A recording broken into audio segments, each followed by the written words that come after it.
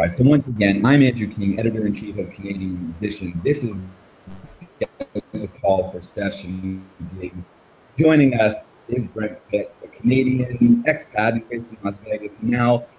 Drummer, bassist, multi-instrumentalist. We currently find him, well, first and foremost, playing with Took, a group of Canadian expats that come together to celebrate some Canadian classics. Big fan. But he's also pretty busy with Slash featuring Miles Kennedy and the Conspirators, Gene Simmons, Theory of the Deadman in the past, Alice Cooper, a pretty long list. Would be here for an hour if I read them all. Brent, more than a thrill having you join us here. We'll jump into the topic in a moment, but I guess fill us in on what's keeping you busy for the time being and what's on your calendar for the near future. Hi, can you hear me okay, just for starters? Loud and clear. If anyone else wants to throw a thumbs up in the question field, but no, I think we're great to go. Awesome.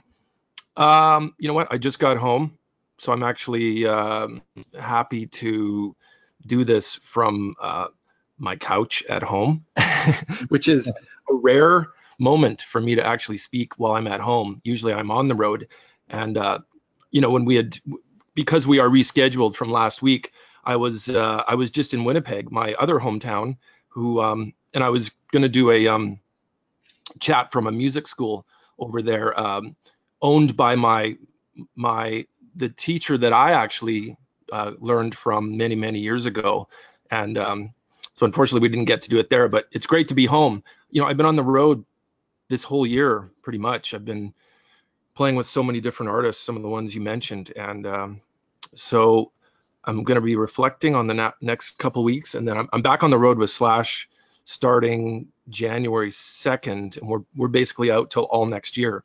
But just the last several months and last several years, it's all been about, you know, playing on a couple of records. I've just done a couple random studio sessions in different cities and in different countries, and playing with different artists all over the world, different countries and different settings, and it's kind of a happy blur.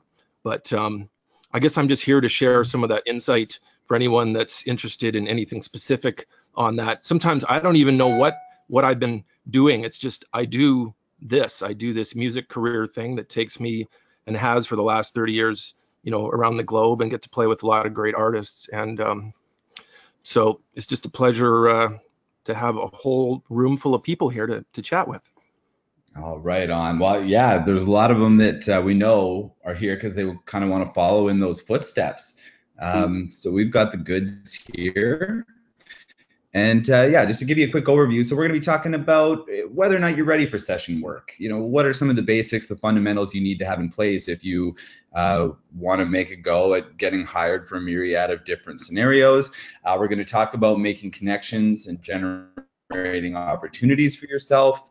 We'll go to some questions, and then, yeah, in the second half, we'll talk a bit more about, you know, once you've actually got a gig or some gigs on the schedule, now what do you need to be thinking about to execute those well and line yourself up for more opportunities. So yeah, to kick us off here, and I know you can really only speak from your own experience here, but I mean, I mentioned Took, the other guys in the band are also very well-renowned session players, so I guess you've got a pool of reference to work with. Tell us a bit about kind of where you need to be technically speaking on your instrument, and I've got a few other ones here, you know, about being versed in different styles, doubling on more than one instrument, as we know you do. Is sight reading vital to doing sessions, or maybe not all sessions? Can you walk us through some of these? Well, I've always sort of felt that to have an edge, to have as much skill level in a diverse, you know, styles, instruments, reading level, you know, just your overall, you know, how prepared are you for anything? And that's not just music, but that's in life. I think will benefit you to, you know, whatever you're going to pursue. So if we're just specifically talking about, you know, session work, meaning, you know, getting the opportunity to record in a recording studio, maybe with somebody else running a session, and you're more of a hired person, you know, maybe different than your band of, you know, your buddies or your band that has a record deal and you go in to record a record. I think if you're being asked specifically for your skills to get to play on somebody else's track, I think it starts with there must be a reason they're asking you to be involved in that session. And a lot of times it's who you know and who knows you and who's been, pursuing you because they know that you have all those skill sets. And a lot of times a producer, the guy who's probably going to be, the recording the band, the project that you're going to be doing, that person's probably at the top of the food chain that knows your skill set. And hopefully, I've over the years had enough experience that person's relying on me to come in and nail whatever he's going to ask me to be there for, and if it's being a drummer on a session with a track that maybe I've never, really heard before, or maybe I have, and they've given me a plenty of time to prepare for it.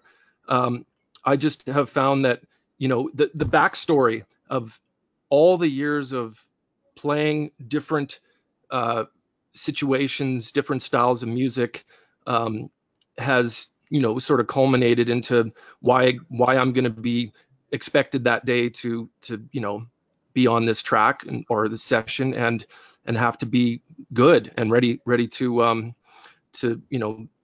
nail that situation. But I back in the many years ago, I sort of embraced all styles of music, and maybe the average person goes, "Oh, Brent's some rock drummer that plays with all these rock musicians," but there's really a lot more to the story. And I took lessons years ago, and that was very important to actually learn how to read, learn all different styles of music, and then I've found lately that just being a lot more open to the different styles of music, because sometimes, that's the pleasant surprise is most people will think that I am just a rock drummer, but I've played on all kinds of different styles of music for people, and I love the challenge. But there's many more things involved, and I guess just having the best sort of edge from somebody else. Like, maybe I'm getting off track here. I've drank a lot of coffee. We should get some questions. Yeah, well, I've got a bunch in front of me here. Keep them coming in. There's a few starting to pepper in here, but again, anything you might be interested in. I should mention here too that session work, a lot of times I suppose that pertains primarily to studio. Although, yeah, you've gone out on live dates, one-off shows, tours, filling in for different people too. So I guess we can chat about both sides of that. On the note of doubling, though, actually, the first time I ever saw you play was on bass, and someone had to tell me who you were and some of the things that you'd worked on behind the kit for me to kind of click into understanding. All this to ask, like, have you ever had the experience where being competent on more than one instrument, like where you've gotten one gig right out of another one, but for a different instrument? Well, I can say that, my Vince Neil from Motley Crue gig experience, before I got that gig, and that was many years ago, I got a phone call saying, "Hey, are you interested in playing with Vince Neil?" And the phone call involved someone saying, "We heard that you play piano." And basically, I think they weren't even interested in knowing anything more than, "We already know you're the guy to do the drum gig, but you also play piano." I thought that was interesting because that was the one time after being a piano player my entire life where it really factored in to me getting a call, because I guess they had, been looking at a whole bunch of drummers, and, it was like, well, these are all great drummers. Fitz also plays piano, and that must have been the immediate, asset for them to call me on it. But I have always thought that, and anyone who's listening, if you think that, well, you're not going to get a gig because you don't play multiple instruments, that's really not the point. It's just that I've felt that for me to have the best musical vocabulary is to understand so many more instruments than just drums. So to have melody instrument knowledge has really been one of the key factors to me having like a, I guess a fulfilling career playing with so many different people. And that is sort of the idea for me, is to sort of welcome the challenge to, I play bass in this band, I play drums in this band, I play piano. Like on the Slash albums, which of course I played drums in the band, but I add a whole other, other little level and layer to the songs, because some of them I add, like electric piano and just some organ stuff underlying into the songs, and nobody even knows that, so I've played multiple instruments and percussion, all the tambourines and all the any sort of extra little, sparkles that get added to the songs. I add, those things to those tracks, the Slash featuring Miles Kennedy and the Conspirators albums. So and if I was needed to play, bass on a song with another artist, I'd be totally into that. It's like, what do you need me for?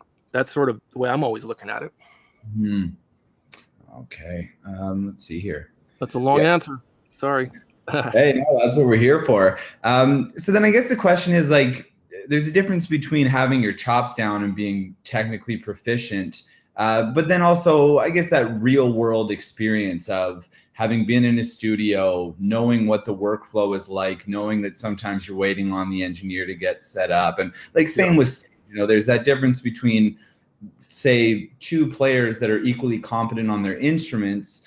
But, in some cases, that you're getting some experience with another. All this to ask, like, is it important? I mean, I guess at some point you've just got to throw your hat in and dive in. How much kind of background and experience in the studio, on the stage, do you recommend someone have before they really go out and try shopping themselves around as, a session player on a level where they'd be competing with you? Well, everybody starts at zero and then you just build up from there. So if I think back to, like, what are the first things I played on? Probably jamming with my buddies, in my basement and recording us and seeing how we sounded, to eventually getting in a real studio. And, we're talking, this is like, 40 years ago almost. But to call yourself a session player, I think that's a very specific to, like, well, you're getting called all the time to come in and play in a studio specific, rather than, a live situation. But I've kind of felt like being a live drummer has really helped a lot of my session playing too. Although some people don't like to maybe qualify both of them in the same, skill set. And because some drummers are just, they're the guy to call in the studio. And some guys are just, they're just a better live drummer. Maybe it's because they have a certain visual and exciting thing. And maybe technically, this guy's a great drummer that plays so good on the stage, but he can't read and can't play to a click. But he's a great drummer for a live band. So that's okay. But the studio guy has all the, the skills of, playing to a click and can read and is really good with different styles, but yet might not visually work or doesn't have the any sort of, where they're two separate entities. But I've always thought, well, I didn't want to limit myself, and I never really said I wanted to be a session drummer. Although one of the key things was so I'm from Winnipeg, Canada, and there wasn't like a studio, a plethora of studios that were gonna like need someone like me in my hometown to play on, to play in the studio. And by moving to Los Angeles, that actually turned into I didn't know at the time, but when I had moved there, I sort of became aware that there are a lot of studios. And just by getting to know different musicians and different producers and people, that's where I started to realize that, oh, there is so many people recording music all day long in this, in this city that's full of great music opportunity. And that's where I kind of realized, wow, I'm spending a lot of time in studios because I'm just getting to know and network with people, and eventually just letting people know that I had, well, first the desire to, hey, if you ever need me to play on something, I'd love to, play on your track or whatever. then it led to, producers getting to know me, and, friends of friends. You always, your opportunity circle is usually starts with, who you know and who knows you. And then I just eventually stumbled into playing on different, I think I was doing some TV replacement of some stuff on syndicated television shows where, they would just have me in and play on a different track and style. And, next thing I know, I'm just doing this on a regular basis. I kind of stumbled into it, but I never said, hey, I'm going to be a studio drummer. But the happy accident turned into getting a lot of experience in the studio. So eventually when I, was going to play on records for some, reputable artists, and eventually to someone like Slash and, all the others that I've done since then, that all this little other studio stuff sort of really helped me. But for if someone who's listening is actually specifically saying, well, what does that do for me? How do I get into the studio business? And if that's something specific someone wants to do, I think telling people that you want to play or looking for opportunities to get in, on a session or something is, a lot of times nobody's going to hire you unless they know that you can actually do what they want. So a lot of times you're doing stuff for free.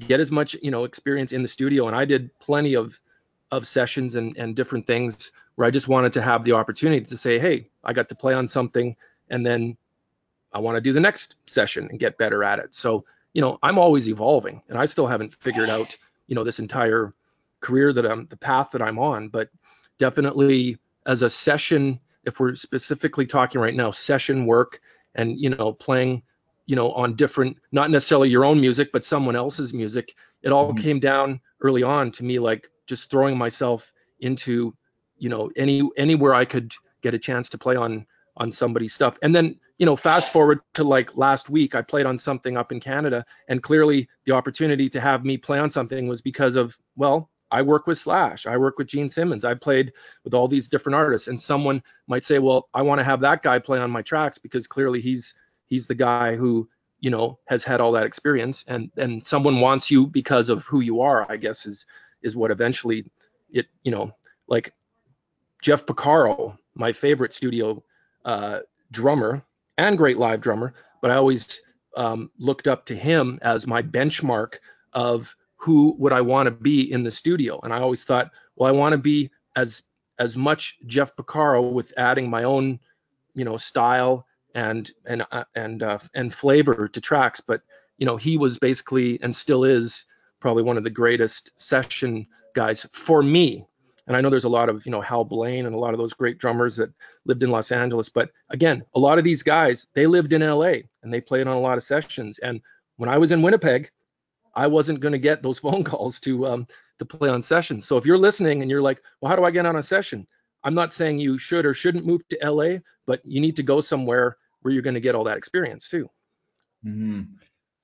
Yeah, I should mention now, you can find Brent in the current issue of Canadian Musician, November, December, in our drum special. But he'll also be in the next one, January, February, where we're talking about just this, hired guns. And I mentioned that, well, both to give people something to look forward to, but also because, I learned in there that, as you just were describing, you basically just packed up at one point, moved to LA without many roots there and just made a go for it, dove in with both feet. So I switched slides midway through there because you were talking about some of the ways that you generated opportunities early on. I guess the question is, like, outside of what you were just talking about, getting your name out there with different studios and kind of building it up person by person, business by business. What are some of the other either places or people, but tell us a bit more about networking and some of the places you'd recommend people go if they're trying to make these connections, recording studios, maybe well-known live venues, music conferences. Do other ones come to mind where you've had success that maybe aren't as obvious?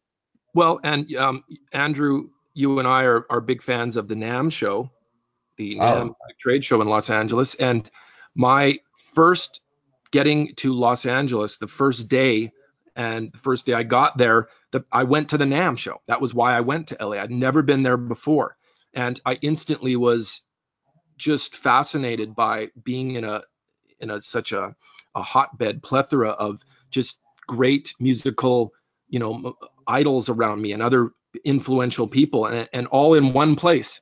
And I went to that trade show, and it kind of changed my life. And I instantly met a whole ton of people in one day that were, part of that experience, and getting to know people. So there's another thing, is like a trade show, like NAM was very important to me. And if no one has been to NAM that's listening right now, you want to check that out. It's really cool. And I've been going for the last, I don't know, 20 years. And every couple of years, if I don't make it, I like to go back and reconnect dots. And I've just made so many friends in the music business by being at that trade show, because everybody stops in and goes and, checks out new gear, or shakes hands with, old friends or other musicians. And it's a very big opportunity pool. And it's funny, because over the years I've watched, and now that I've been doing it so long, I see a lot of the other guys who are there to make connections. And I, as I'm getting older and wiser, I realize, it's almost, sometimes places can be competitive, of everyone's trying to network, and that's part of our business. And music is, there's a lot of other drummers. Like, why should someone have me play on something? I mean, I can tell you a good story about Josh Freese is a really great studio drummer. I love the fact that he's sort of made a name for himself, on so many great recordings. Plus, he's a great live drummer, and that to me is always the best of the best, is being able to play on other people's records and having them want you to play on your records. And yet, some of my favorite records, he's been part of the band too. You know what I mean? A Perfect Circle, and so anyway, Josh Freese played on the first Slash solo record that came out in 2010. And obviously Slash at the time was looking for probably the best guys in LA, where Slash lives, to play on his record. And Chris Chaney played bass, and of course he had a bunch of guest singers. And that record is really great. And obviously Josh came in as a session guy on the record, and wasn't in a band with Slash, but had obviously been asked to come in, because Slash probably knew that, well, this guy's got all the chops and great experience. And but I can say this, that after myself joining Slash in a touring situation, and then getting a chance to be around the world with Slash playing live, when it came time to the decision that our band was going to work on some original music and actually get to a recording situation, I can promise you, anyone listening, that the one thing I didn't want to have happen was, well, I hope I get to play on the record and not a studio guy, or somebody that wasn't currently playing with Slash, because I had made a great connection with him and been around the world, and we had a chance to really get to know each other as musicians. And I thought, well, that's the key, is you gotta play on the record. And if I didn't play on the record, I probably was not doing something right to earn my spot on the record. And I think I'm always trying to qualify myself, and never assuming that, I'm my worst critic. And I always feel like I have to always better myself, and keep myself grounded, as to, like, I got to earn my opportunity to play on something. So but it's interesting, because a guy like Slash can have anyone play on anything he wants, or play in a band with anyone. He's Slash. But to say and just have a great opportunity to get to play with someone like him, and make new music and play on a record, that was a obviously important to me to get a chance to do that. So I'm getting a little off topic, but just to back up, so playing in Los Angeles, we always record all our Slash records usually in LA. I've been spending a lot of time in Nashville. I've been playing on a lot of stuff in Nashville as well. And that opportunity came up because after Slash was, we took a break, and Slash went to do GNR, and I went to go play with Brad Woodford from Aerosmith, and Brad and Derek St. Holmes from Ted Nugent, who live in Nashville. It started to lean me towards being in Nashville, and I realized what a great city Nashville is. And anyone who's listening, I don't know if you've been to Nashville, or you are a Nashville guy, or you want to go there, but that to me is probably the number one place right now for playing on sessions. And so many studios in a small little, per capita. There's so many great places and so many people recording all the time. And Canadians, Toronto's obviously a big recording town, and Vancouver. But again, I'm from Winnipeg, and when I came from that small town, I realized I had to go to those other places to go and pursue, the chances to be around good studios and good producers and chances to go where people are, purposely going to record records. Surprisingly, Las Vegas isn't too bad. I've lived here for 20 years, but my really good friend Kevin Churko, who's one of the top producers, he has built a studio here and has a great client base, and has done, worked with Shania Twain and Mutt Lange for years, and Ozzy Osbourne produced, several of Ozzy's records, and some newer bands like Five Finger Death Punch and Disturbed. And a lot of these newer bands, the Five Fingers and Disturbed, these bands have all sold multiple platinum albums, via Kevin and his studio here. So Kevin and I are very tight, and sometimes knowing a producer like Kevin has given me opportunity to, he'll have me play on something just because we know each other, and he knows my skill set, and vice versa. I respect him. So so even being in Vegas, I've found a chance to be a busy in a studio situation too. I'm usually gone a lot. I'm usually touring as most of the time, but I reinvented myself in the last couple of years and thought, I'm going to go to Nashville. I'm going to move my gear out there. I moved a whole bunch of my drum kits, and said, I want to make sure I'm there and available to go play on some records, because that's what I wanted to do. I'm like, I want to go to Nashville and be a little bit more progressive with some new opportunities. And now I'm kind of coming back around to going back on tour with Slash. So, but the last 2 or 3 years, I played on a bunch of tracks in Nashville, and that was great. So so yeah, the going to those places and the ones that I've just mentioned are certainly hotbeds for recording. And I'm just speaking of North America. I'm sure anyone listening from the rest of the world. I'm just specifically talking here, in North America. Mm. Yeah, find the music meccas. Yeah. I guess on this point, and we're going to jump into questions in a few seconds here. There's some great ones in the queue. Keep them coming. Actually, really impressed here. Getting pretty detailed, but just great. But yeah, on this note of making connections, generating opportunities, again, we've talked about some of the more typical, maybe expected ones, like you were just on there. What's the most obscure place that a gig has come from, or at least a substantial gig has come from for you? Like maybe the weirdest kind of connecting of the dots that really made you scratch your head? Probably have to think about it. We can come back to it if you want to put it on the back burner.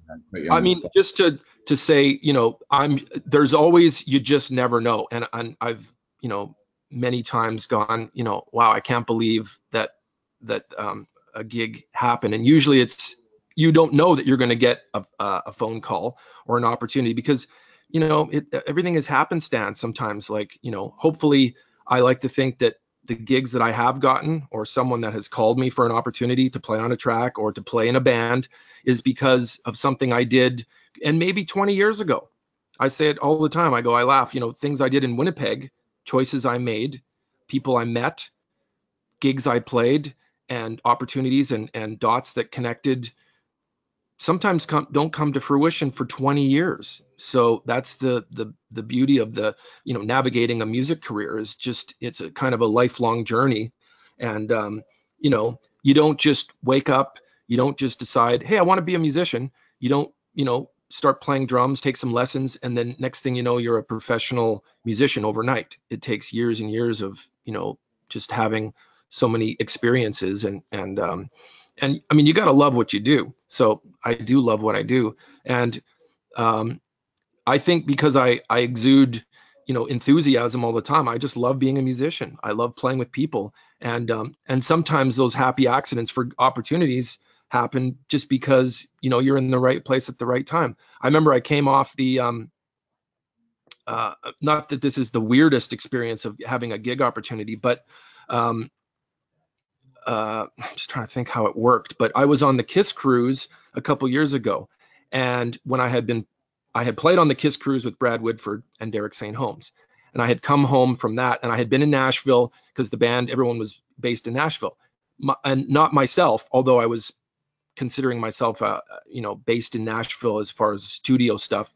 And this was a couple years ago, but I flew from the Kiss cruise to Nashville, and I thought I'm going to hang out for 4 or 5 days and just do my little networking that I like to do, and connect dots with all my friends and musicians that I like there. And it was just sort of a happy accident that Gene Simmons had mentioned something to me a while before that about playing with him, and it hadn't been followed up because I had ended up playing with Brad and Derek, and this is like the summer of 2016, and we ended up on the Kiss cruise, and then Gene was going to put a solo band together around the same time, and he had put a band together with a bunch of guys that had all played together, my friends in Nashville, and it just kind of worked out that because I had stayed in Nashville for a few extra days after this Kiss cruise, I didn't actually talk to Gene about his new band on the Kiss cruise, but when I went back to Nashville, my friend Ryan, who was in Gene's band at the time, he had mentioned to me that, hey, we actually need a drummer for some upcoming Gene gigs, and Ryan and I were hanging out on the cruise together. But because I had gone back to Nashville, and I think Ryan and I just had a random dinner or something, but it just was like that moment and a happenstance thing where he said, hey, would you be able to, do some Gene gigs? And that's kind of how I stumbled into the Gene situation. Was the drummer that they were using wasn't available or something. And I've known Gene for many years, through Bruce Kulick and the band that I had called Union with Bruce, and which was 20 years past. I've known Gene for many, many years, but anyway, it was more like it fast forwarded into I came off the cruise, I ended up in Nashville, and then next thing I knew, I was thrown into, oh yeah, I can do some Gene gigs. So I guess that's the long answer as to just a weird circumstance of a gig opportunity. Yeah, right on. Another one for making connections. Our publisher Jim Norris, who's done some of these in the past, has a great quote though. You always hear, it's not what you know, it's who you know. He always adds, yeah, but it's also what they think of you. Because if people think you're an asshole, it doesn't really matter So that they. Andrew, that's so great, and I really believe this is very important. When Slash called me for the gig, calling me saying, hey, I'm putting a new band together, and those phone calls happen for a reason, that I had, you can't make that happen without somebody else instigating that. So why did Slash call me? He probably thought of a bunch of different drummers to look at to play in a band with. So when Slash did call me, he goes, you know what? I got a bunch of calls today from a whole bunch of different people saying, because he had expressed it, hey, I'm going to put a band together, I'm looking for some guys. And he said a bunch of people had called him, and they all came back and said, you need to call Brent. Now, Who are those people? I don't know. But I'm glad that those people did call on my behalf and recommend me, because clearly I must have done something and had an experience with those people that was positive, because I've never met Slash up to that point. I didn't know him. I didn't even know he was looking for a drummer. So when he called me, he goes, well, I'm calling you because everyone told me I need to call you.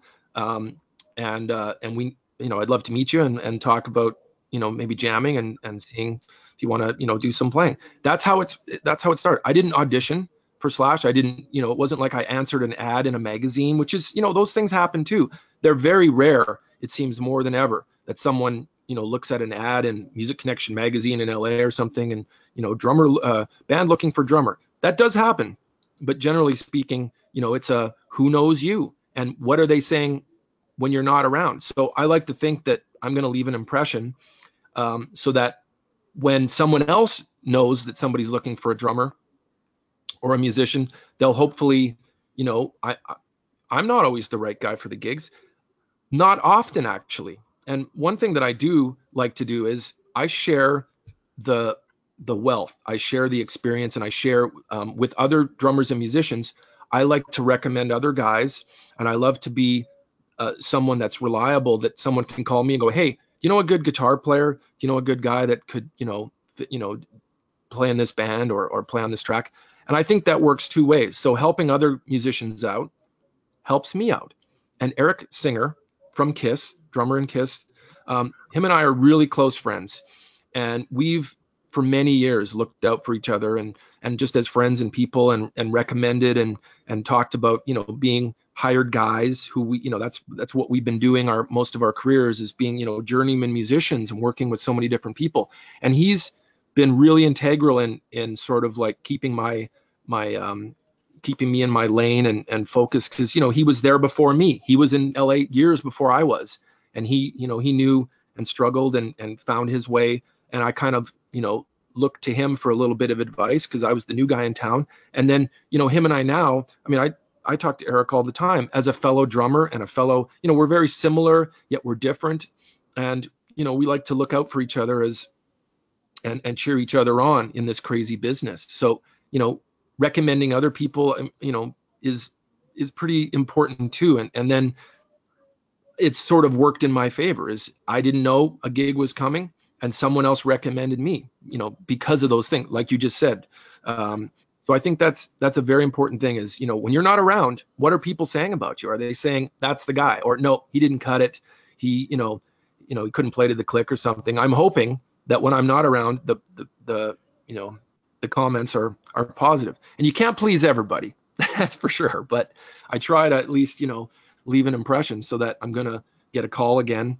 And sometimes I'm not the right guy, and I'll recommend somebody else. Hey man, I'm not the guy to play on that. I'm not good enough, or I'm not the right style, but I know somebody that would just nail it. And that's good too. Oh, right on. All right. Question period one. And as I mentioned, we got some great ones here. Kim, I think we're going to get to what you're asking in the second half. So let's put that one on ice. Yeah, I'll try and fire as many of these at you as I can, Brent. So they are kind of wide reaching, but if there's a way to keep them brief, let's go for it. First one, Brad asks, how does a Canadian musician go about the move to the USA? Should I start making trips to LA or Nashville and making connections before going for the visa and jumping right in? Yes. Sooner than later. I was 25 my first time going down to Los Angeles. I wished I would have went at 18, and it doesn't matter that I didn't, but because I figured it out at that age. But I'm always enthusiastic about if you think that's what you should do, as far as like, well, I should probably go to LA. Don't wait, go for it. And as a Canadian, there's sometimes roadblocks or assumed roadblocks that, because it's a different country and Canadians, it makes it hard to go down somewhere. And first of all, I will say this: you can't work. That is one true thing. You can't just go to LA and start working. You have to have a visa. You have to have some reason to be able to play on stuff. So my experience personally is I went down there and got to know some people and realized, okay, I can, sleep on someone's couch who's a friend in the music business, and I can be down here and network with some people. But it didn't quite turn into like, well, I'm here, where's all the work? No, I had to, figure a lot of things out. So I did have to sort out some of those legal things. But I don't want anyone to be discouraged by saying, well, I can't go down to LA because I need a visa. So I'm not speaking outside of, I'm not saying do something illegal. You got to be, straight up with all that stuff. But you certainly can go down and get to know people. But in order to play, and work, we all know that's, you gotta kind of work that out. So there's a few roadblocks. And yes, Canadians can get P2 visas and stuff. And usually it's like, well, how do I get the P2 visa unless I if I don't have a gig, I can't get the visa. So sometimes I will say this, a lot of guys, I remember years ago when I was in my early 20s, in some magazine, they said, Ozzy's looking for a drummer. Send your tapes in. I mean, this is a classic scenario from like 25, 30 years ago. And, the whole planet sends in their cassette to Ozzy's management and hope he's going to call me for the gig. Well, guess what? If you don't live in LA, you don't get that call. That's the first rule, is like, you need to be right there where the opportunity is. And when bands are hiring and looking for guys, if you're not in Nashville or LA when you get the phone call, then it's, they're not going to fly a guy like me from Winnipeg down. Hey, this guy's great. Now, what's interesting is with YouTube and the advancement of, technology and finding things out and discovering on the internet, I will say I can be completely wrong, and someone can, be discovered on YouTube and then get thrown into an opportunity. But I'm saying, generally speaking, if somebody's looking for a chance to like go to LA and play on a track, well, if you live in, Thunder Bay, Ontario, and someone says, hey, I need a great drummer to play on this session. Well, if you don't live down the street, or you live in LA, or you have gear there, it's probably not gonna, you're probably not gonna get the phone call. But so to get down to LA, if you're that's what the specific thing. How do you get it going? You have to be there. You have to go there and just go take vacations. Go down and don't work, but yet network with people and get to know a bunch of studio people, and that's what I did. I put myself into I was breathing the air in LA rather than breathing the air in Winnipeg. And I just went down as a tourist and check things out. And I would go back home and do gigs. I was playing with Kenny Shields and Streetheart at the time.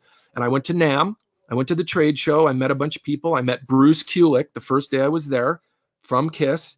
And we talked and kind of made like acquaintances. And that eventually led to a band. But it didn't happen right away. But I got to know Bruce and network a little bit with some other people. And then eventually he had asked me if, hey, because they were working on some original songs. And I remember I came over to the studio or something with Bruce. I can't even remember how it happened, but I think I sat down at the piano, and they were like, "Oh, you play piano, great."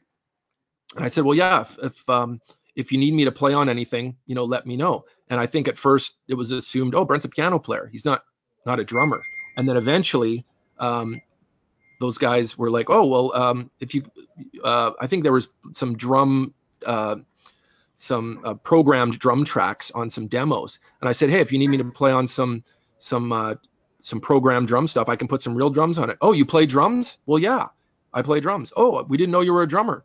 So what happened was I worked on playing on some of those early demos, and then what happened was it turned into a band that became something, and I had to sort out all my legal paperwork once it was like, well, I'm clearly staying here in LA and I've got an opportunity. So then I pursued getting a lawyer and getting a visa proper, and before, any recording and stuff. But yeah, a little bit like, God, the stuff I've been through legally as well to get legit in the States is, because I know a lot of my friends are from Sweden and other countries, and they come, to LA to be involved in band stuff. And there always is a little bit of loopholes trying to get yourself sorted with all that, visas and stuff. So I'm kind of an expert on it as well. But just to fast forward to the end result here is I'm now a U.S. citizen, and I've been in the States for so long. I had a green card and all that stuff, but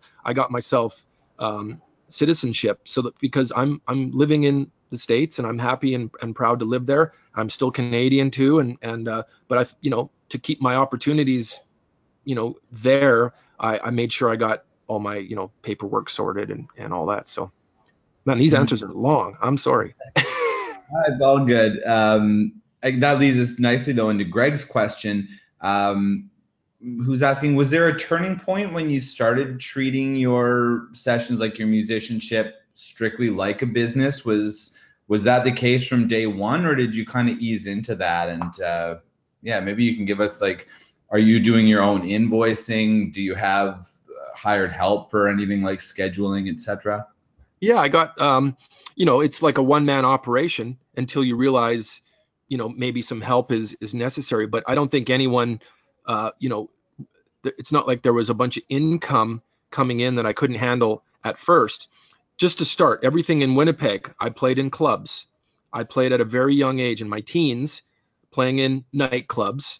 And I would get paid to, do a show and, play in a cover band or whatever it was. And actually getting paid to do that was the first little check mark. Like, okay, I've gone from, being a music student, in high school, play in the high school band and play with your buddies, and then leading up to and I'd taken lessons, drum lessons and piano lessons my whole life. And then in my teens, I got a chance to play with some older guys, and then turned it into getting paid a little bit to play in clubs in front of people. And that to me was like, well, this is the start of my professional career, to make money playing drums. And that was really at the time when my parents were saying, well, how do you make a living playing music? Well, I was fortunate enough to find these weekend gigs playing all the time, where I was going to school and I would play on the weekends and get experience and get my chops up. And then it kind of developed after several years into going across Canada. And, after graduating high school, I was on the road playing in clubs. Now, in the modern day, in 2018, I don't know if younger, musicians get that chance to go and play as many gigs, in clubs. It seems like it's not quite as, prolific in the live thing. Like, I live in Vegas, and it's less and less that you go to see live musicians, and it's unfortunate, but I was very lucky to do that. And then fast forward to, playing with Kenny Shields from Street Heart and going into like a real, like a national recording act and getting a little bit more experience, to eventually my chance to go to LA and experience being even more into recording and being a session guy. And so then I had to figure out, well, I need, I'm on the road. I've got to get all my legal paperwork, sorted out with all that immigration stuff. And then when I was involved in a band and touring, we had a manager, we had an accountant that looked after things. And I realized, okay, now I got to get all my accounting, because when you're on the road, sometimes you can't take responsibility a lot of times for looking after your bills, because everyone has bills and everyone has either rent or a mortgage or a car payment or, any sort of phone bill, all that stuff. And, I'm pretty independent, and I like to, I like to look after my own stuff, but it's not a bad idea to make sure you've got, some help, and get people that, can help you, because you got to pay your taxes. Everyone pays taxes. And you got to figure out how to, if you're a self-employed musician and you've been getting paid from all kinds of different employers. You get it in the States, we get a 1099. You play on a track, say someone pays you, if it's $100 or $5,000, you got to account for it. And then, sometimes I'm on the road. This is the hardest thing for me, is I travel so much and I'm on tour that it's hard to be in Vegas and to get a chance to do a lot of that, important stuff, which is your taxes and banking and stuff. So I have to allot some time, and look ahead, oh, I'm going to be on the road for 4 months. How do I get all that taken care of? And, at this level, that's what I've been dealing with. But back in the day, I slowly, figured out that, I got to take care of the business side too. And that's funny, because I never, as a kid, I sat in my room, listening to records and playing my drums and in my parents' basement. And you never always at first think about the which is very important, the business side of being a musician. Because if you want to do music and just for the love of it as a casual player, that's one thing. But you want to say, I'm a professional musician, or I do this for a living, you got to take responsibility and figure out that, well, you got to work on your finances and all that stuff too. Because if you can't make a living, and it's funny, when someone says to me, I go, what do you do for a living? Oh, I play guitar, I play drums. But do you actually make a living playing that instrument? That's the hardest thing to do, is to figure out how, and anyone that's listening right now, how the heck do we pay our bills? How do we make a living playing an instrument? It's really hard. It's really hard. And I'm still trying to figure out that, because there's so many little variables. But, as the older I get, the wiser I get. I mean, I will say it's been a real pleasure working with Gene Simmons in the last couple years, because he's a very smart businessman as well as one of the best musicians I've worked with. And he definitely, just being around him has really made me think a little bit more and be more aware, not that I wasn't before, but about, all the business side of being a studio musician and a touring musician. Yeah. This is kind of funny because what you just said pertains to our next question. So maybe there's no good answer for this one. Maybe you can fire off a couple tips. And I'll read this verbatim because Brian's a fan. Hi, Brent, huge fan. I currently teach drums, play local cover gigs, and do studio sessions with an original rock band. I've done small tours and recorded a few EPs and albums with NYC-based bands, but it's not a full-time career yet. I'm based in New York, also moving to Nashville. Well, here, I guess it's the $1 million question, but how can I go about taking the next step with my career to make it full-time? Well, all of that sounds like me. I am all those qualifications, so I can completely relate. Now, the only thing that you can't put you can't really bank on is the what ifs. So it sounds like going to Nashville is what you want to do, and you have to go, and you have to just go for it. So going for it is not always for everybody, but I believe, there's a lot of factors into, if, I will say this, I don't have children, and I have the most loving, understanding wife.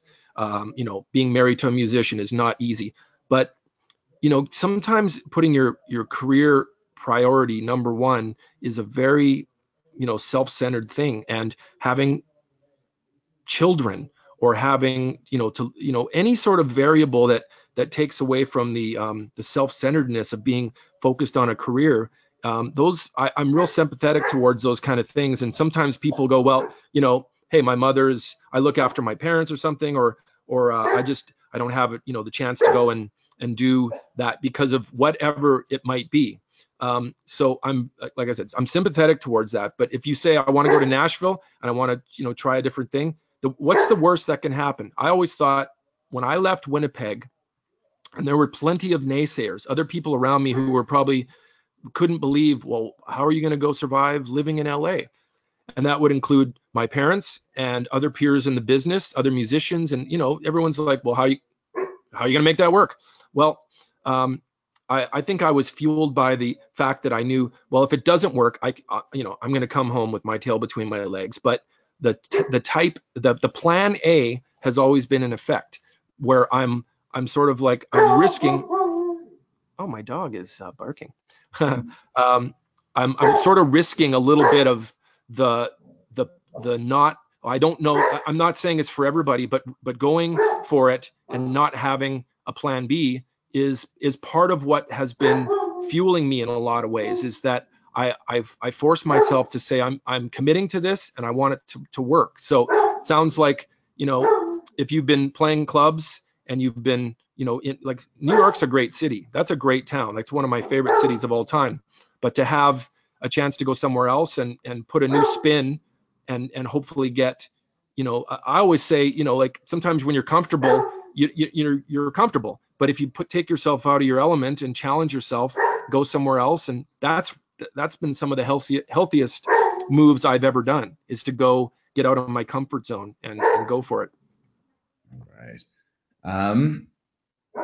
Maybe this is a yes or no. Are you set up that you can do sessions, record them yourself, and send them to an employer, or do you work strictly out of like pro facilities?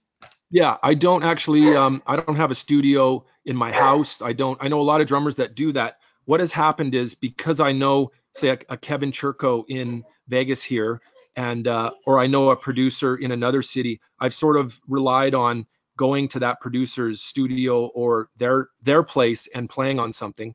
And I'm really busy enough that all my gear is working, and I don't actually have a drum kit close by. I have some drums here in Las Vegas, but right now I have 2 drum kits that are on their way to Europe and I think Asia with Slash. That's our A and B rigs, and those are my touring drums that I use for that gig. And I've kept gear in Nashville purposely because I've been lucky enough that I can put gear in Nashville, and it helps me when I get a call to go and play on something. I jump on a flight. I love living in Vegas because it's easy to get around, and you can jump on, say, like Southwest, and there's a direct flight to Nashville. And so I put gear in places so I can at least, be. You need your tools. You need your tools of the trade, and so yeah, I make sure I've got all the gear to go to the studios. But I think it's cool when guys, can have a studio and have people play on. Like, why not do something in your own house? That's the best. It's just that drummers don't always have it easy because you kind of have to have a dedicated facility. It's more than guitar players can just, have a Pro Tools rig at, with some laptop and some speakers, you can play on something. But drummers, we need space. We got too much stuff. That's the one thing I've always not hated, but it's frustrating as a drummer. It's like I've had many drum kits over the years, and then I have to store them. I got drum kits stored in LA. I got drum kits in Nashville. I got some drum kits here in Vegas, and up until recently, I had drum kits even in Winnipeg. And I'm like, a guitar player, you can have 10 guitars, and it takes up very little space. But the drummer, we got so much crap to deal with all the time. Anyway. All good. Yeah, here, let's roll. And geez, we're bleeding past the hour. We will keep this within the next 30. So nailing the gig here. Let's pretend you've gotten a call. I guess the overall parameters. I mean, tell us a bit about, when you do, trying to think of one of the specific examples that you've mentioned that we can talk about. Like, maybe considering more of a one-off type scenario than something with, say, Splash that's more ongoing. I can give you one. I can just tell you a great little strange parameter if I can jump in here just to talk about a gig. I had to go to, I was in the middle of rehearsing here in Vegas for the Kiss Cruise with Bruce Kulick, Todd Kearns, and Zach Throne for a gig. And right in the middle of it, Phil X, guitar player for Bon Jovi, a dear friend of mine, an old friend from Canada, he had a session that was, now he lives in Vegas, I live in Vegas. Phil has lived in LA for years. I used to live in LA, and Phil is one of the most busiest, not just touring with Bon Jovi, but he gets called on a lot of sessions in LA, and a lot of producers love working with him.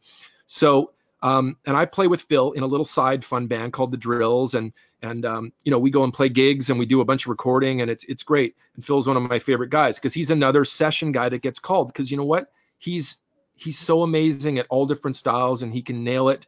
And what was happening was Chris Lord Alge, awesome, very successful mixed engineer, was doing a session at Capitol Records Studios in LA where they were going to film, a day in the life on a gig, on a session where, Chris would have a band come in and, from the setup to walking into the studio, setting up to the mic placement, to everything to the end of the day. And he's had Phil play on a lot of tracks. So Phil called me and said, "Hey, Brent, I know you're busy rehearsing, but is there any way you can come to LA and just do this on a quick day turnaround?" So I literally booked a flight the night before. I jumped on the plane in the morning. I grabbed my stick bag, my cymbals. That's sort of like the bare minimums.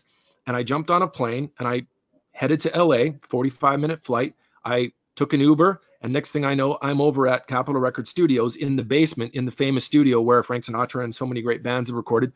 And I got thrown into this session day. I'd never met Chris Lord Alge, and he was like, "We're gonna, do three new songs that I don't even know yet." Phil's like, we're gonna work on a couple original songs, and I'm just gonna throw you into this. And I was like, well, that sounds like a challenge. That's totally out of my comfort zone. Let's go for it. So that was great. I mean, now what's expected?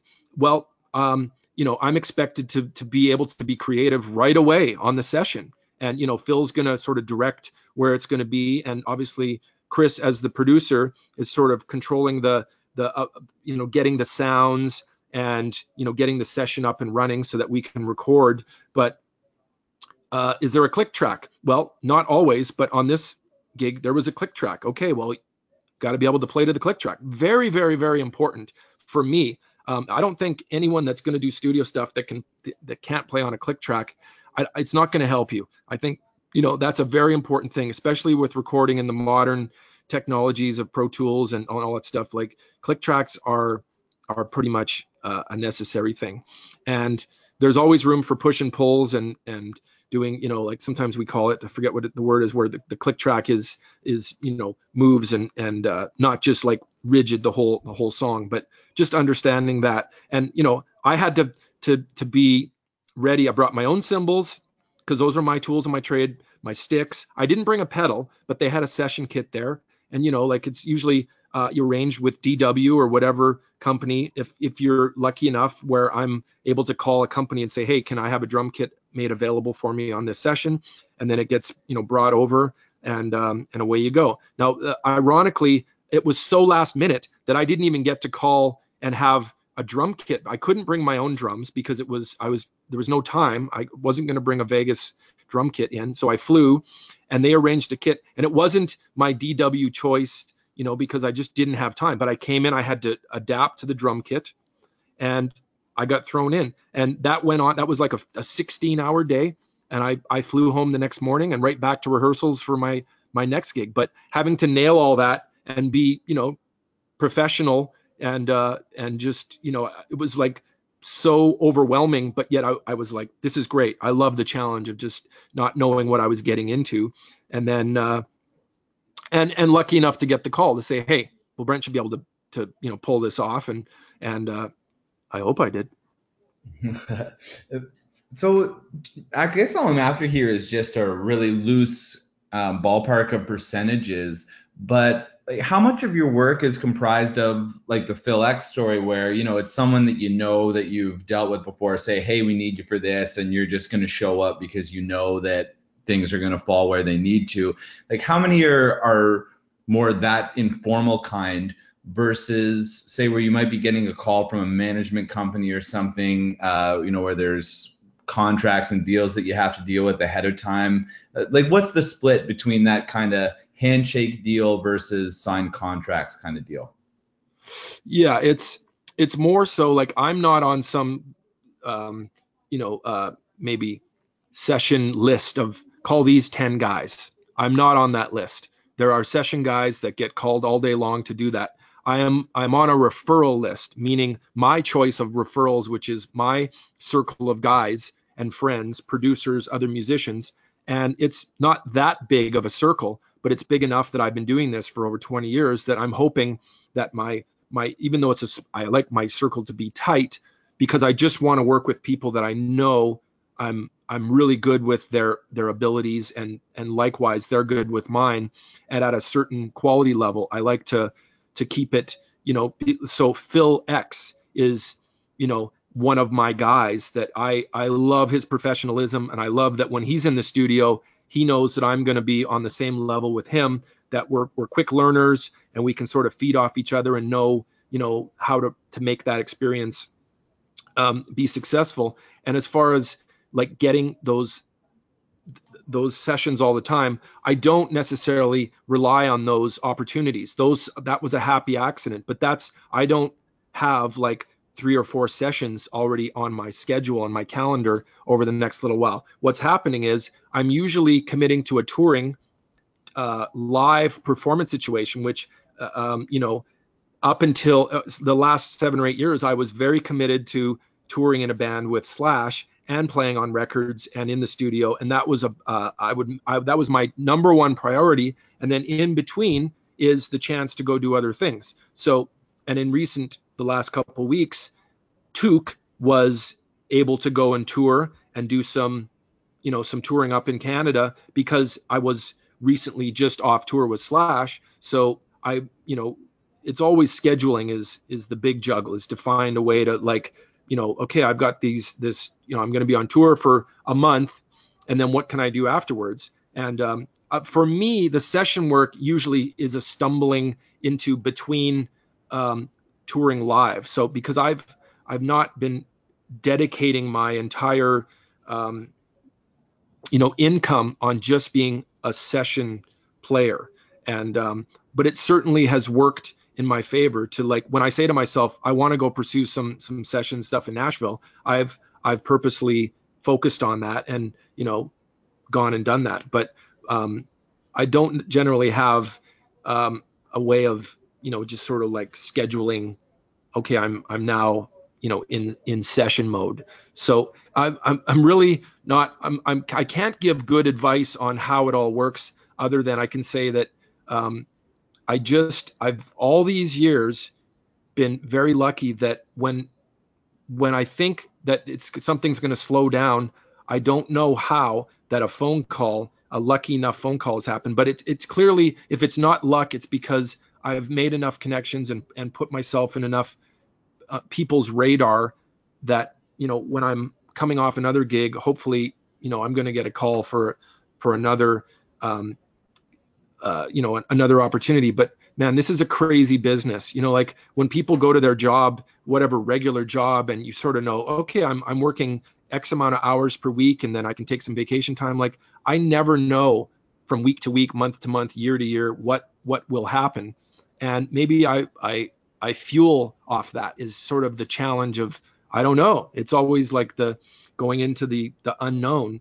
And here I am, 30 plus years in, saying, well, it's still a career that I've, been, I continually try to stoke and keep alive. But I'm not able to think about, I'm going to retire. I'm going to relax. I'm going to take a break. It's sort of like there is no break. I'm just always, I'm always on the path of, the pursuit of the next gig. And it's a crazy world. I don't indulge in any bad stuff. I don't drink. I've never tried a drug. And I've found that like just being a little bit razor sharp all the time it's frustrating, because when you're completely, I'm wired on coffee, and I'm just like, okay, I gotta get the next opportunity going. I don't ever have a chance to like sort of sit and rest and let things get comfortable. I'm always a little bit, like I'm always jumping, trying to get something going. I guess we could talk it's pretty much a whole nother webinar in terms of payment, just with regards to on spec, upfront sum, what percentage and how you're getting on the back end. But I guess, in your experience, and I won't even ask you for the range of what's fair, but as far as like how the transactions work in a very formal professional setting, Sure. Are you ever paid for your work up front? Do you insist that happen, or a certain deposit made before you will travel or go into the studio? Like, can you give us just kind of a quick rundown as to some of the scenarios you faced? Yeah, I think sometimes you're on the favor system. You work with somebody to go, hey, I want you to play on some stuff. I'm not sure, if it's going to be 1 track, 10 tracks. And a lot of times if I'm working with somebody I know and respect, I'm on the bro system. The bro meaning, hey, I'm going to do the session, or I'm going to play on something, and hopefully there's an understanding.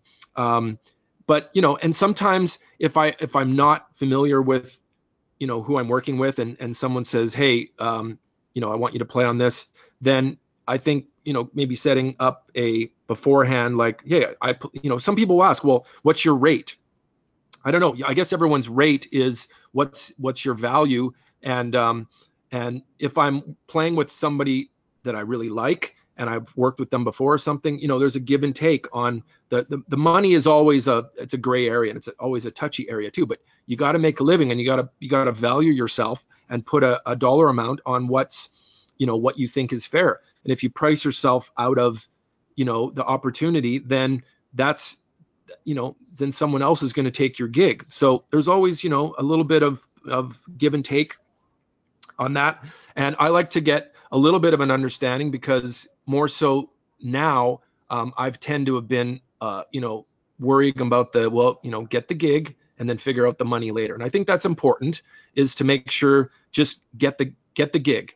Make sure you get the gig, and then the money will work itself out. Well, the money doesn't work itself out unless you talk about it and negotiate it. So, and negotiating is another, thing that's a little touchy sometimes, is people don't like to always talk about money. But I think if you value yourself and you come in and say, well, okay, I'm not playing on a record that's going to get released. If you're not playing on a Taylor Swift record, but you're playing on a demo that could lead to a record deal that might lead to a big, thing, then I think you got to be reasonable and realize, okay, you're investing in that in that session, and hopefully it'll turn into something. And then just to play on a lot of things so that you have a body of work. A lot of people, you just have to have enough eventually parts of your resume so that someone can goes, well, like what happens now is people Google you. Oh, well, let's call Fitz, and then they'll just probably Google your name, and what's going to come up on YouTube or on Wikipedia. I mean, if I Google somebody's name and they don't exist, then that's you're not going to be able to find a way of saying, well, how do I value this guy? Like, hey, what's he played on? Oh, he played on that track. That's great. Oh, let's check those tracks out. Let's go to Spotify. Oh, I really like the way he played on such and such record. Or, I played on a lot of different things over the years, but if there wasn't, 10 different styles or a bunch of different records, if you only played on one thing, how can someone say, well, okay, how do I value, that person? So, yeah, getting paid and the whole idea of a session is like a job. It's like you get paid for that, and sometimes you don't get paid. If someone says, well, we're waiting on a record deal, or I don't even know if that happens anymore. Like, who gets a record deal? It's so strange. Guys almost don't get you don't get to hear that they get to play on a major. There's only a couple people that play on the big records, like a couple Nashville guys, a couple guys in LA, and I'm not the guy that gets called to play on a Keith Urban record. I'm not the guy that gets called to play on a big rock records. Kenny Aronoff, there's a great session drummer, great rock drummer. That guy gets the call all the time. Why? Because he's played on so many great records, and I admire a guy like him who's always going to be first call for things like that. And he might not be the right guy for every gig, certainly, not every gig, but he definitely has worked himself into a great session. He's on the tip of everybody's thoughts when hey, call a rock drummer, call Kenny Aronoff to play on it. Yeah. Oh, love having Kenny in the pages when we can. I guess we talked a bit about gear. And I guess that's something you can arrange bunch of different scenarios, whether you're going to have your own kit there, whether DW or even the studio is going to have it. As far as, I guess just with time here. I got time. If you want to talk about gear, I mean, I like to have my own gear just because I know, sometimes the right heads that work on a kit. Sometimes though, a producer will like you to use their gear because they've done so many tracks on that drum kit. And I'm okay with that too. Now, sometimes a company that you work with is like, well, I'm not happy that, you're going to play on that brand of a kit, because that's part of your expectation as an endorser of products too, is to, you use the tools that they provide with you, and you have a working relationship with a company, and, using your tools in the studio, and knowing your tools well, and what records well, what cymbals work for different, like heavy cymbals, might not record the same the way, like thinner cymbals, and having your own tools. I would love to always have my own gear on a session, but it's also okay when you got to communicate with the producer. Like, what are they expecting? Don't bring in the wrong sized drums. If you're going to play on a gig that in Nashville where it needs a tight drum sound and something very, like choked and a little bit more, smaller room vibe, don't bring a 26-inch kick drum and have wide open drums, and you're going to fail at getting the right tools on the gig. So I like having a chance to bring my own gear, and of course, calling the drum company that you work with, if you're lucky enough to have that and have them provide some gear, like that's a blessing to have that, and not most people don't get to use that. So I just say having your own, the gear that works for you, and knowing what heads work and in the studio, or trying different things out. And I've worked with so many different drum kits and different heads and different miking techniques now that I always come in with a whole bunch of different snare drums, because you never know if you want, that's probably the flavor that's most important, is different snares. And sometimes in LA, like I've I've not had enough snares that I know I'll need it. So I'll borrow off friends. I think Eric Singer's lent me more snare drums than anybody on sessions I've done in LA. Or I have a few guys who are the go-to drum tech guys. Mike Fasano is one of my friends, and he techs for a lot of records, and he's a great drummer too, but he'll bring in like a dozen snare drums for you on a session. And then, you kind of pick and choose what you want for it. So, those are all good ideas too, is to, have a bunch of different sounds ready to go, and different snare drums and different cymbals, and you should be okay. As far as like the material, so I guess let's just work in the context of a single song. It's a single recording. How often is it? Does it vary much? Is it usually one or the other? But whether you're going in and someone's saying like, Brent, here's the track, what do you think's going to work? Can you lay down what you think's going to work? Versus coming into a scenario and having someone even give you some reference material and say, here's exactly what we want. Can you do this and make it sound good? Like, how typical is that amount of leeway? How wide does it range, etc.? Yeah, I think so. You got to be able to adapt to both sides. If someone is very specific and says, I'm hearing this, or I want this, sometimes there's what I call, and other people call, demo-itis, which is there's been a demo and maybe a scratch drum track or some program drums or something, and someone wants it just to be a live feel, but similar to that. Well, that's okay.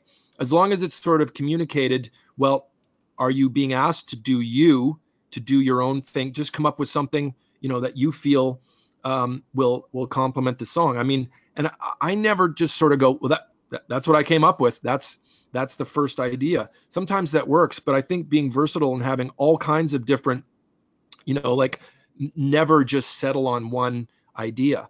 And I think being creative and having a plethora of different ideas ready to go is helpful too, because you might stumble on something that, if you're working with, say, like a singer-songwriter that's, saying, I'm not really sure what the feel is for this, but, here's the tempo. And if you're able to sort of just like give them a couple, feels, and then let them respond, but don't be uncomfortable if they say, I don't like that, because, you're kind of being brought in, and it's like, you should be able to kind of go along with it and just be open to different things, because you might learn something too, and stumble onto something you didn't know, a happy accident of a feel. But, again, just being prepared and having lots of experience of knowing what the idea might be. And if it's your first session and you're like, oh my God, I'm getting called to play on something I've never played on somebody else's music, well, just make it feel good and make it feel comfortable, and play with the other musicians and play on the, sometimes if you're playing along to a track and maybe there's some scratch guitars and some vocal, being able to play comfortable with the click. I mean, that's one of the things I've done a lot, is guys come in and you don't always necessarily play with a band, but they'll have, like just a demo of something. Okay, I want you to put some live drums on this. That's pretty common. Okay, so I'm going to come in, and, and then maybe they'll recut the guitars later, and the keyboards and drums or whatever, or bass, but they want the foundation of the drums put on there. And it's just got to feel good, and relaxed and tight, and with the click, and have some, maybe instead of overplaying, you play less, because I always feel like less is more in the studio. That's always translated better. Let the vocals speak and leave room for other instruments. And, unless they're saying, hey, I want you to like play every crazy fill you can on this track, that's cool too. But you need to know, like, are you being asked to play with, a lot of flavor and style, and play back and play less, or do they want you to go full tilt and be, just fill in all the blanks? So, and that just takes time, knowing what's going to work. So just playing on so many different tracks, I've learned now to even, more than ever, play less. I mean, on the new Slash record, that's all I thought about, was like, I'm always conscious of the vocals, and the vocals are what's most important, and build around the vocals, and the drums will sort of like fall into place. But I got to leave room for the vocals and all the guitar parts, and that comes from experience of being able to have played on a bunch of other things, and learned from my mistakes. Is like, no, I overplayed on that. I always go back and listen to my old sessions, like on Spotify, old records that I played on. I go back and listen to, and I go, wow, that's how I thought, back 20 years ago, and I might not have played that way today, on something. So I like to, revisit things I've done and learn from my own recordings. And sometimes I'm pleasantly surprised, like, wow, I did, choose some smart, rhythms and feels there, and I'm proud of it. And I love going back and going, oh, that was a great session because it worked.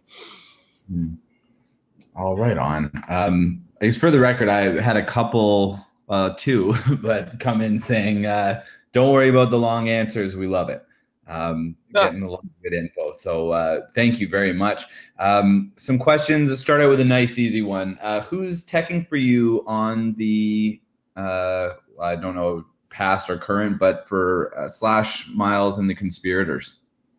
Okay, well, on the last tour, which was in September this year, I had Lorne Wheaton, who is nicknamed Gump, who is a very famous drum tech. If there's to be an household name sort of guy that's in the drum tech business, it's Lorne. And Lorne worked with Neil Peart for many, many years, maybe 30 years. So Lorne has been my tech, but believe it or not, and when I talked earlier about, being and having other friends in the business and looking out for each other, this is the craziest thing. But Lorne, I would say if I was going to have the best tech in the business work for me and feel good about it, well, having Lorne has been awesome. Now, the last 14 years before that, I had the same tech, and his name's Mark Kuntz, and he has been the best tech for me all these years. And he was busy doing another tour at the time when we were going out with Slash, and I was just lucky enough to get Lorne recently because Mark was doing something else. But there's been a break now, and again, my dear friend Eric Singer is going out on a huge tour with Kiss, and Eric was actually asking me about drum techs because he was saying, he wasn't sure what tech was going out for him. And here I am, I've got Lorne in my working with me. And I actually said to Eric, I go, well, I've been having Lorne, I'm really happy with him.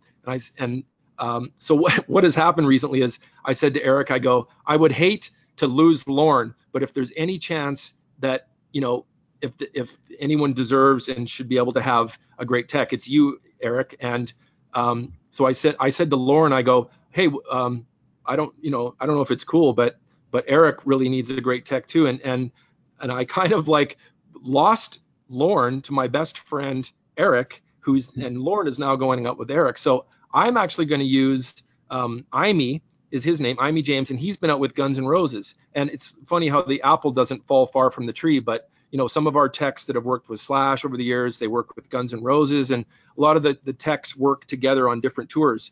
So I'm going to have Imee come out with me, who's awesome. And so we actually haven't worked together. So we're going to hook up in January, and he's going to do the tour. And Gump is jumping over to go do Eric for a little bit. And I just think it's great to be able to share all these great techs, because they're important, man. That having a good tech, work out, all the getting your drum kit set up every day and looking out for you and tuning and all that stuff. But I would say, having I had the same tech for many, many years, and it was really a blessing having Mark. But I was lucky enough to have Gump recently, and now I'm going to have Imee, and so that's the long answer. What about any tips for learning a lot of songs in a short amount of time, which I'm sure you've faced before? Sorry, what was the question? Any tips for if you've got to learn a decent batch of songs in a really short amount of time? Yeah. Oh yeah. I'm always on a plane, and I've got a little Spotify playlist, and someone will, either they'll, well, if it's, let me back up, not necessarily Spotify, for if it's a session on something of songs I've never, or they're just demos. But like sometimes when I'm doing live performance gigs with, an artist, and if the songs are available on Spotify, yes, I go and, make a list, and I listen down, and, like say went out with Alice Cooper several times a couple years ago. You put a bunch of, a playlist together, and I'm charting out the arrangements, and you get a set list and maybe some video of the gig, and you got to like sort of watch some video and then and get all the set list down. But if it's a bunch of new songs, yeah, hopefully if somebody's going to send me the songs, I'll get to know them as best I can ahead of time before I get to the session. And it's just like doing your homework, like anything, like schoolwork. It's the same thing. Get to know the songs as best I can, listen to them a bunch, make some notes, maybe some cheat notes, which are my own little scratch. I might not write out the entire note for note. What I'll do is the arrangement is important. So I might put, okay, what's the title of the song? Then I'll put, here's the intro. It's 8 bars and the verse, pre-chorus, chorus. I'll write it out in a sketch that's simple. So I get to know the song and the arrangement. And then at least I know, because I do know other instruments so well, piano and bass and guitar and all that, I can sort of understand chord changes. I'll usually write, the chorus is in C, but I know that the verse is in A, and I might write those out at the top of a chart that I write out. And it's funny because I'll be on a plane frantically working on these things, and people will, sit across from me they'll be like, hey, what are you working on? And I'm like, oh, I'm just charting out some songs. And I must look like some like mad scientist because I'm chicken scratching a bunch of the parts down on papers. And then, sometimes, I got to learn 12 songs really quick. Well, you got to get busy and get it all, sometimes, you don't have a lot of time. And if I'm, I got 3 or 4 different things on the go, I just try to, get as fast as I can comfortable with those tracks. Last one here, we'll cap it off, and I got to think that this one's a bit subjective, but in your experience over the years, like for someone that maybe just wants to get into this and maybe only has the resources to get themselves a go-to kit, is there a certain setup? I guess we could be talking shell configuration, maybe kind of all-purpose snare or kick size, but what's kind of the go-to kit for a wide variety of scenarios that's basically going to help you cover as wide a range of gigs as possible? Yeah, I think anything that's non-extreme is helpful. Like I said, if you go in on sessions and all you have is a 26-inch kick drum, well, you're going to have a big boomy snare or big boomy kick drum sound on everything. What if you had, say, a 22-inch kick drum and you could, play it wide open, or you could, use some padding? I just think, don't have extremes. Have, a bunch of different, like a snare drum can kind of be like an interesting voice if it's, you tune it low or high, but, I don't know what the perfect snare drum is. I can say that most of the time, a lot of guys, there's the tried and true, the Ludwig Black Beauty snare drum. A lot of guys like that snare drum. The Tama Bell Brass, was made in the 80s. I've often had, guys say that's, I love that snare drum. And sometimes producers will have that in the studio, or, I've borrowed different snare drums from guys if I don't own that. I don't actually own a Black Beauty, but I know a lot of producers and studios that they always have one there.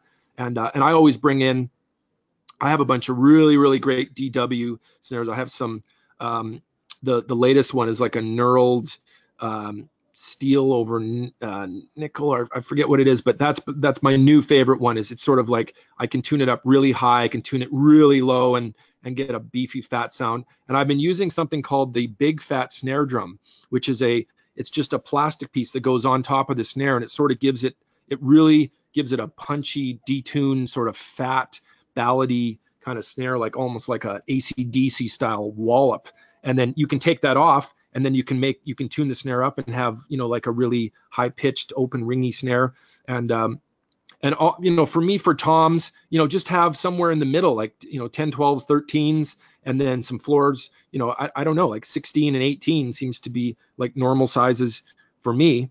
But a session kit can be just one up and one down, a tom and a floor and a kick and a snare, and you can get by. I think if you should be able to complement a track by having the simplest kit, a 4-piece kit, so kick, snare, tom, and floor tom, and a couple cymbals, not a bunch of cymbals, 2 crashes and a ride. I think that's the basics of, getting the job done, and then everything else is sparkle, splash cymbals, chinas, extra toms. I mean, it's going to come into a play of what's the type of music you're doing. If you're doing a track like a cool up tempo, I don't know, like a prog track, and you need a bunch of toms, well, you better consider that you probably want to have some different voices and some different toms.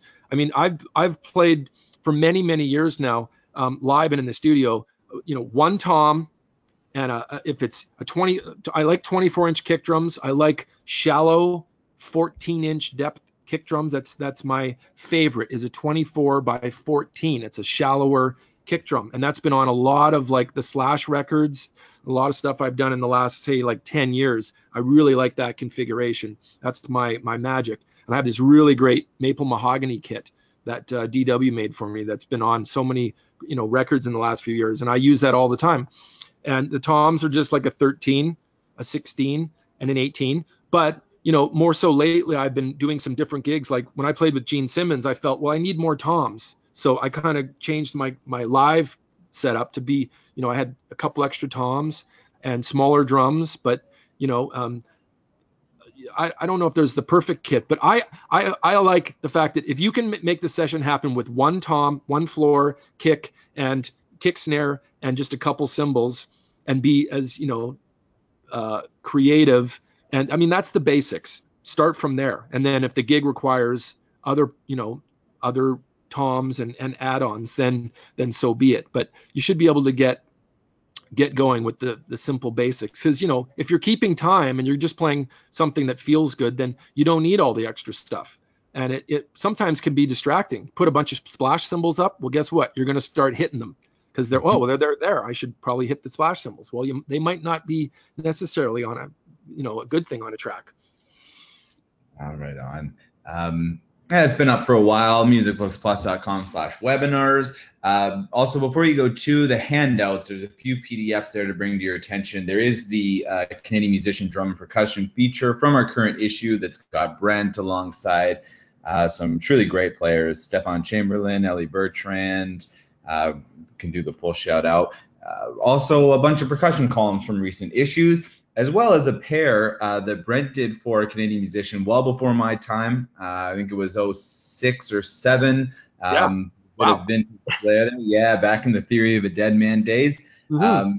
One of them, the Gretzky effect, which I guess sets you up nicely to get down to the rink in a second. But yeah, thank you everyone for coming out. We'll thank Brent formally in a second. You'll get a link to check out a recording of this session within the next 24 hours. Feel free to share it around as you need. NWCWebinars.com, you'll be able to go check out this one. If you want to see it again, you can check out all of our previous webinars. You can check out Brent's website as well for a list of gigs. Check out some of the gear he's playing. Anything else you want to let people know about before we cut them loose?